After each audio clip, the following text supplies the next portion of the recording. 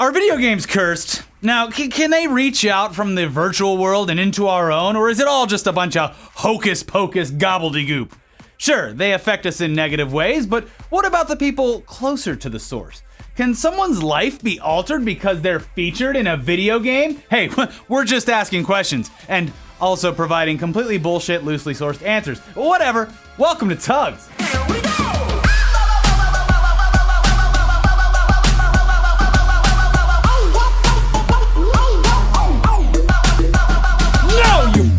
Cuck. Peggy 18. For as long as normal games have found their way into our homes through various consoles over the years, there have apparently always been sports games also being released. Who knew? Who knew? No one knew. Games based on major sports were literally the first to have the yearly release schedule that games like Call of Duty have come to appreciate. It was a great scam because you could literally just put the same fucking game out year after year, and all you had to do was change the names of the teams based on whether or not they added or lost players. When gaming companies figured out that suckers would keep buying new sports games every year simply based on a few code alterations, they probably jizzed in their pleated dress pants. Yeah, I mean, come on. The NHL has had a game out every year since 1991, and yeah, graphics have changed a lot since then, but there's a ton of those that look exactly the fucking same. I bring this up because that was the one that I played all the time. I didn't know what year I was playing. I was just playing. And I was playing as the San Jose Sharks, I believe, because I thought their logo looked cool. It does look cool. It's a shark biting a hockey stick in half. Exactly. For no other reason was I playing this game. Also, by the way, what the fuck was this yellow piece of plastic on the Sega cartridges? Now, the rumor when I was a kid was that it was for save games or something. I don't want to look it up because that would ruin the magic. So I'll just let you guys argue about it in the comments, but to this day, I have no idea why that was there. Now, all major sports did this shit almost every single year. Soccer had FIFA, the FIFA games, NFL had Madden, NBA had... Okay, well, so the NBA had some pretty insane games like NBA Jam, Double Dribble, and Jordan vs. Bird, but eventually they got their footing like most others. They had NBA Live reigning supreme until 2K just fucking dunked over that. They posterized Boom. EA. Yeah, You broke their suck. ankles. Yeah. Back during the infancy of those sporting games, though, the covers were not only meaningless, but also rarely featured a single star athlete in the cover unless they were specifically referenced, like that Jordan vs. Bird game. Maybe an action shot or just some edgy logos, or, in the case of the NFL games, a chubby middle-aged white guy whose pose always made him seem like he had no idea what the hell he was supposed to be doing. They have video games now? Sure. Have you seen these games? What am I shooting for? I have a video. This clipboard is in Spanish. I can't read it. Using John Madden as an example, this was fine. John Madden had zero effect on the accuracy of the game. He did the voice work for it. It was great. Yeah. He's going for it. Yeah. If John Madden broke his toe, nothing about the game would be wrong about it in general. It wouldn't affect the real life game of football. Madden also couldn't leave or get traded to a team during the era that he was just a commentator. It was fine. Yeah, no problem at all. But then, as a way to not only market the game, but the sport and the individual athlete, these games started featuring players. And as soon as that happened, along came the curse of the cover. All sports have stupid curses. Some have been perpetuated for decades. And although the curse of the cover is still fairly new in terms of sporting curses, it has just as much solid proof as anything else. In case in point, this year's cover of NBA 2K18. This game is now evidence in a long history of cursing players, the game itself, and the sport it represents. This year's curse hit real quick as the official NBA 2K Twitter account tweeted back on August 7th, introducing this year's NBA 2K18 cover athlete, Kyrie Irving, in his new Cavs uniform, hashtag 2K First Look. Oh, and then tweeted again on August 22nd, whoops. So why the whoops? Well, in the short time between the game announcing their cover star, showing him in his new outfit, and then actually made the cover of the game official, he was traded to another team, which makes the cover of the most popular NBA game completely fucking inaccurate and stupid. Yeah, more like NBA August 17. Yes. They should just sell little Boston Celtics stickers they can put over the top Yeah, of it. they probably will. For their part, 2K has stated that they will not only do an alternate cover with Kyrie Irving sporting his new Celtics uniform, but they will actually ship that version to stores, although they didn't clarify when that would be happening. And there will almost certainly be more versions of him with the Cavs jersey, and who knows, maybe they'll trade him again. Fuck it. Yeah. So this one mostly just sucks for 2K. But hey, let's look at the long list of cover curses that led up to this point, because this shit makes the Curse of the Bambino look like child's play. It's true. Now, as far as the NBA goes, there's the obvious ones where the players were traded after being featured on the cover. Just recent examples are shown off by SBNation.com, and they are as follows. 2K14, LeBron James leaves the Heat for the Cavs. 2K15, Kevin Durant leaves the Thunder for the Warriors. 2K17, Paul George leaves the Pacers for the Thunder. And then this year's Kyrie Irving, of course. That's not all, though. Back in 2013, a sports blogger noticed a trend from the players who had graced the cover of EA's NBA Live games and decided to check and monitor some stats. The results were shocking. Probably. We will link to the entire post below so that you can read it, but here are some highlights. Games missed and playoff games played are the only significant changes in the whole bunch, and they're both negative. Players on average miss 4 more games during the season and play in 2 less playoff games. So injuries and season success seem to be affected by the so-called curse. You know how the Native Americans believed that if you took their picture, it would steal their soul? Maybe that could be true. I don't know. There's some truth to that. When you take a picture of an athlete, you're stealing their mojo. Is that what they called it in Space Jam, the mojo? I'm not sure. I can't remember. That was Austin Powers. He had the mojo. Well, the Space Jam. The thing is if you go back and watch Space Jam, it's not as good as you remember. No, it's not. No, people love that. People love baby. to talk about that, how great that movie is. Come on and slam! Welcome to the jam! Guys, Bill Murray's in it. He's right there, and he wants to play basketball with everyone else. And it's got Newman. Everyone loves Newman. Every kid's favorite. Anyways, yeah, that article continues. He then speaks to NBA 2K from 2013 and offers up this evidence.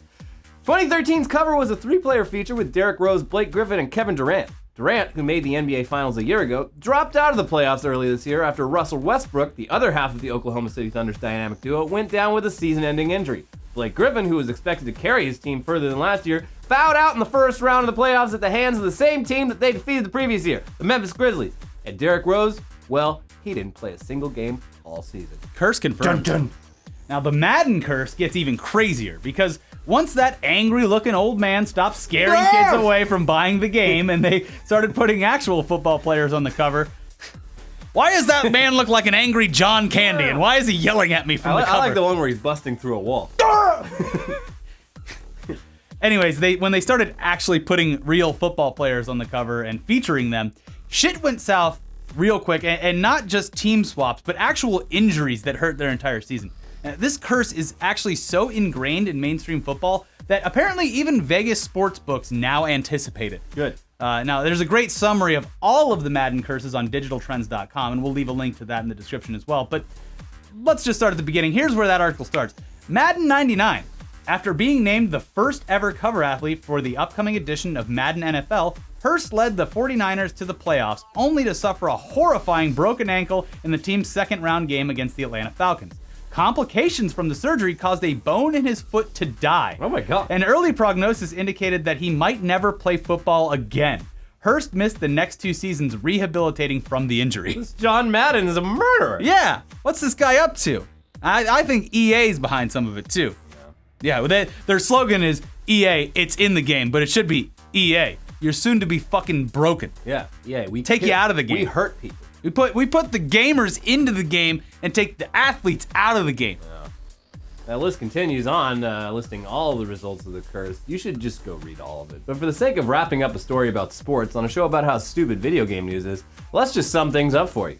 Madden 99, Garrison Hart, the curse strikes. Madden 2000, Barry Sanders and Dorsey Levens, the curse strikes again. Madden 2001, Eddie George, cursed. Madden 2002, Dante Culpepper, cursed. Madden 2003, Marshall Falk, cursed. Madden 2004, Michael Vick, whew, boy was he cursed. Madden 2005, Ray Lewis, cursed. Madden 2006, Donovan McNabb, curse again. 2007, Sean Alexander, cursed. Madden 2008, Vince Young and Louis Castillo, cursed again. Brett Favre, ooh, was he cursed. Larry Fitzgerald and Troy Palmer, cursed. Drew Brees, cursed. Peyton Hills, 2012, cursed. Calvin Johnson, well, the curse took a vacation. In 2013, In 2013. Megatron had a pretty great season that year, so that's cool. But then it was back at it again in 2014. Adrian Peterson, woo, cursed. Richard Sherman, well, the curse realized that vacation is awesome. It took 2 years off. Yeah. So yeah, 2016, no curse there either. Odell Beckham was fine. But yeah, 2017, guys, Rob Gronkowski, the curse is back. He got Gronk. Yeah. But will it stick around? Well, this year it's Tom Brady. Uh-oh. Will the curse strike? Watch your back, Brady. The gamers are coming for you.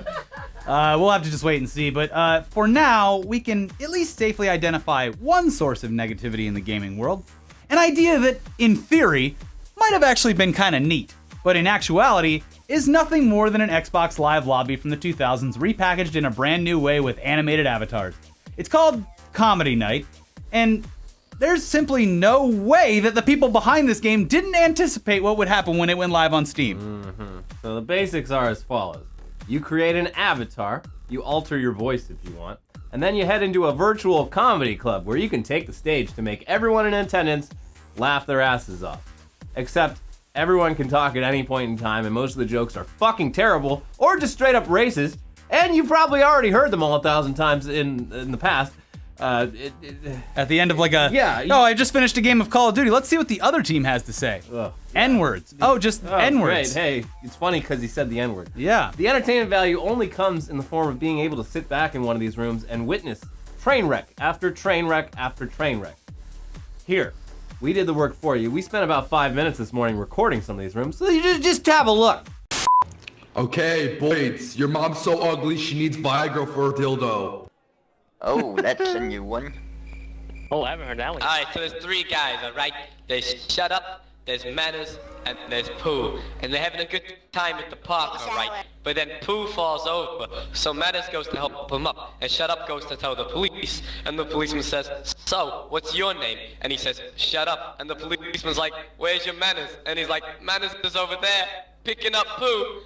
Thank you very much. Why did Daffy cross the road? Forget about it.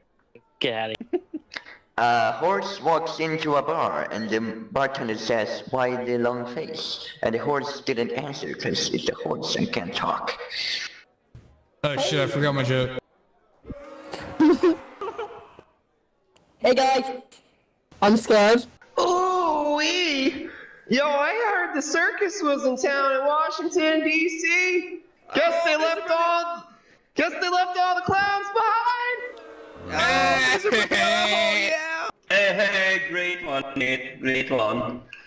So, my daughter's now in age, starts asking awkward questions about sex. Like, this morning she asked me, Dad, is this the best you can do? Oh my god.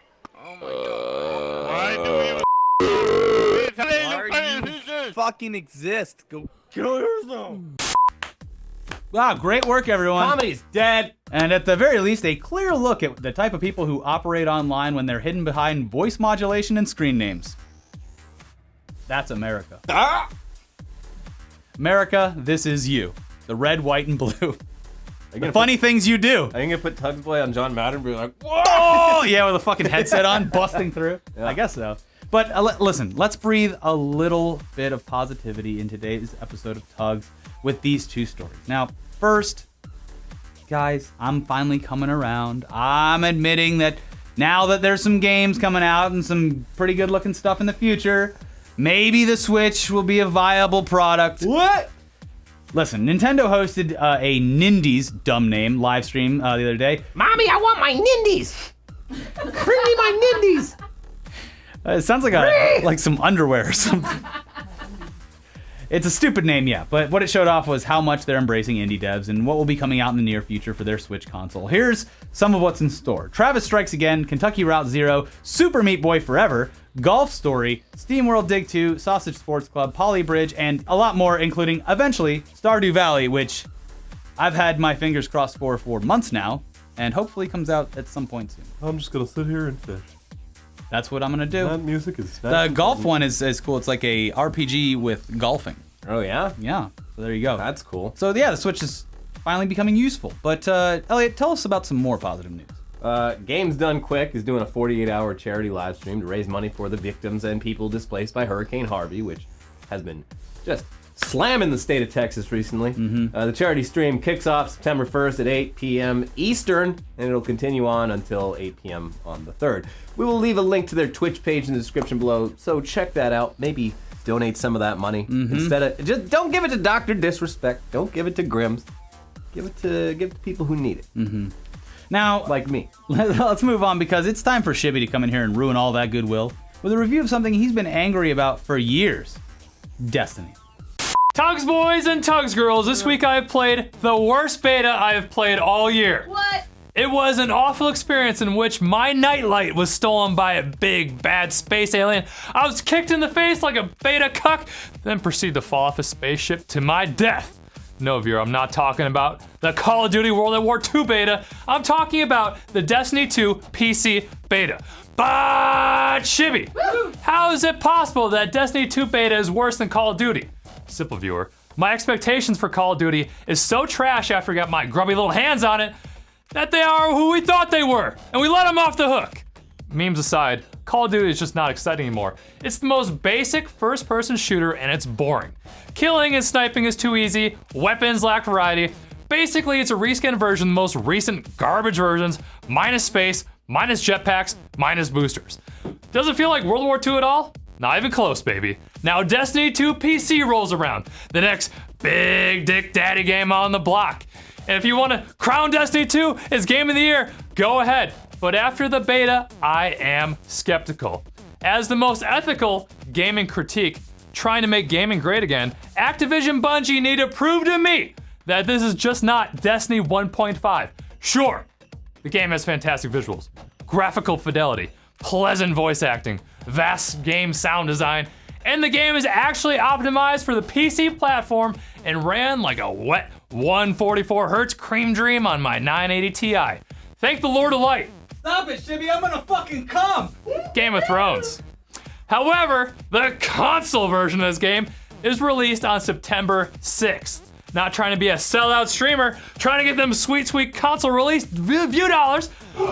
Yeah, I have no reason to buy this at this time. Why, you ask? Just get the PC version, you say. Well, viewer, the PC version on this game does not come out until October 24th. An entire month and a half delay with Shibby Criminal. There's no way in hell I'm buying this game twice, let alone playing on a 30 frames per second shitbox or cuck station. Speak of slow. Other than myself. Why does the multiplayer PvP movement feel so slow? I picked Hunter. Another one. Another one. Another one. Another one. Damn, son, where'd you find this? Copyright.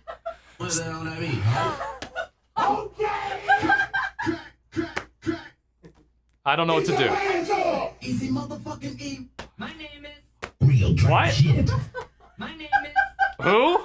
My name is. Huh? I put on for my city. Okay. I get it, boys. Thank you.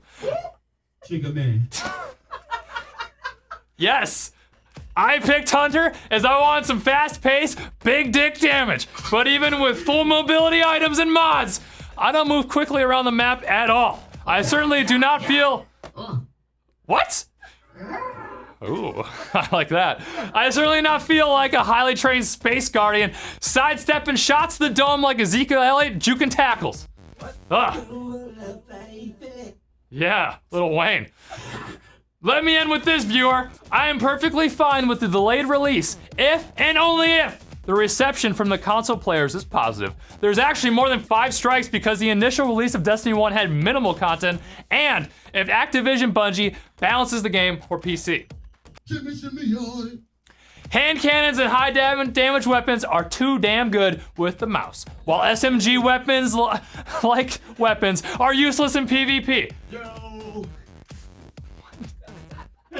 Just send it, bruh. Activision Bungie need to prove to me that between the console release and the PC release, there's actual balance changes to the PC version. Blizzard does that with Overwatch. Why not Destiny? Anyways, if this does not happen, I am out. The game is dead to me, but if so, if they can show this and prove it to me, count me in and I'll buy the $100 version. Hell yeah. Your move, Activision, but for now, 0 out of 48, the number of days I need to wait for the console release. Fuck!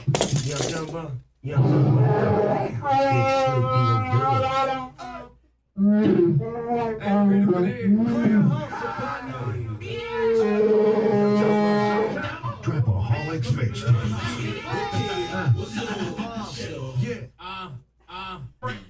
Hi. That was my favorite one. That was good. Whatever your name is, Alright, get ready for the big surprise. Alright.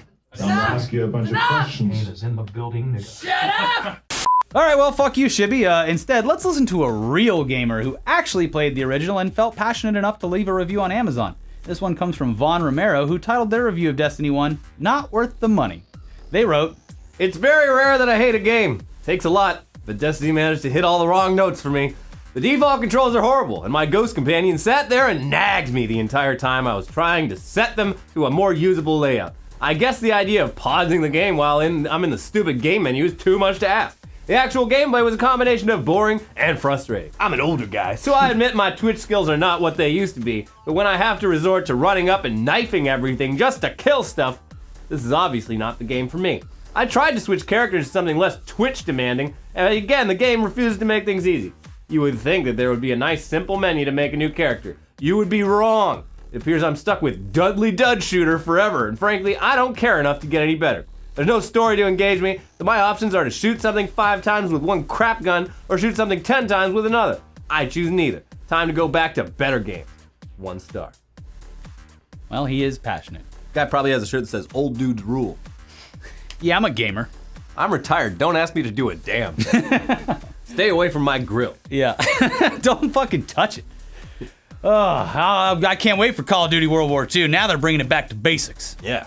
Excited. My dad's war. The whole reason he treated me like shit. Yeah.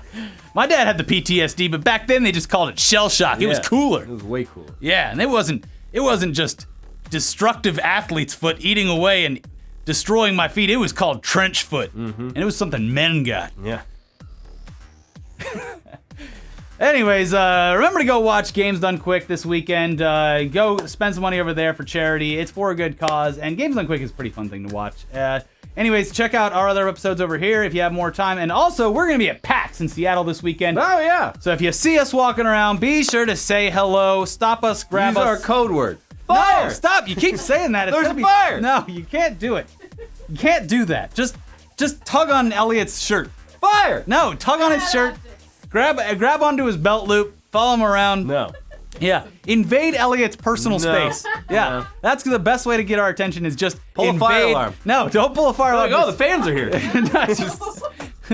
Whoa, it's a Tugs alarm. Oh. No, just come. Choo-choo. Please just come say hi. It's fine. It's just come say hi. Just say hello, Tugs or Ricky, Elliot. But don't say fire or do anything. Please. Your life is in your hands. Yes, that's a good tip. All right, bye.